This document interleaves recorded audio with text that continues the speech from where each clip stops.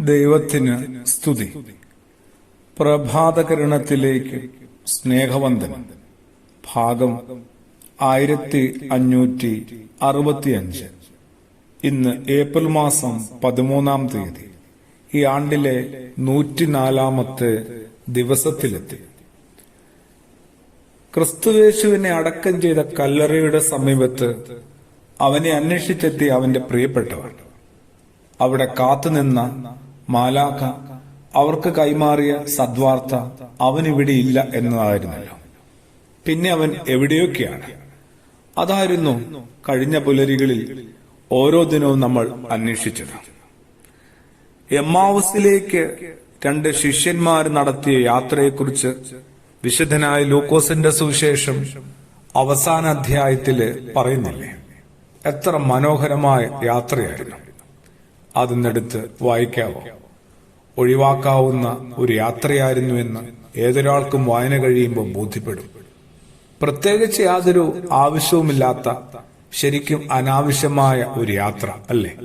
എന്റെ നിങ്ങളുടെയും ഒക്കെ ജീവിതത്തിൽ കണക്കെടുത്താല്, സൂക്ഷ്മമായിട്ടൊന്ന് പരിശോധിച്ചാല് ഇതുപോലെ ഒഴിവാക്കാനാവുന്ന, ഒഴിവാക്കേണ്ടതായ എത്രയോ യാത്രകൾ സംഭവിച്ചിട്ടുണ്ടാവും. എമ്മാവുസിലേക്ക് പോയ 2 പേരുടെ സാക്ഷ്യമുണ്ട്.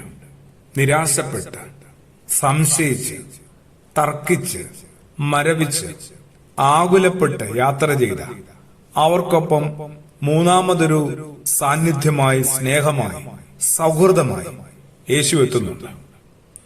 ഉയർത്തെഴുന്നേറ്റ യേശുവിനെ കണ്ടെത്താനായിട്ട് ഇങ്ങനെയൊരിടവും ബാക്കിയാണ്.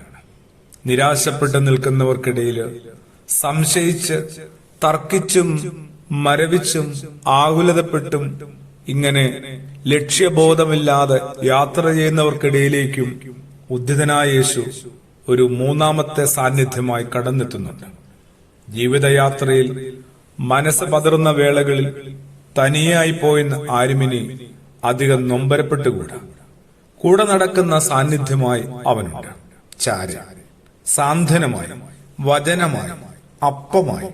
ഉദ്ധിതൻ ഒപ്പമുണ്ടെന്ന വിചാരം ജീവിതത്തിലെ സകല വിധത്തിലുമുള്ള വിപരീത അനുഭവങ്ങളെയും സകല സമ്മർദ്ദങ്ങളെയും നേരിടാനും അതിജീവിക്കുവാനുമുള്ള കരുത്ത് തരുന്നുണ്ട്.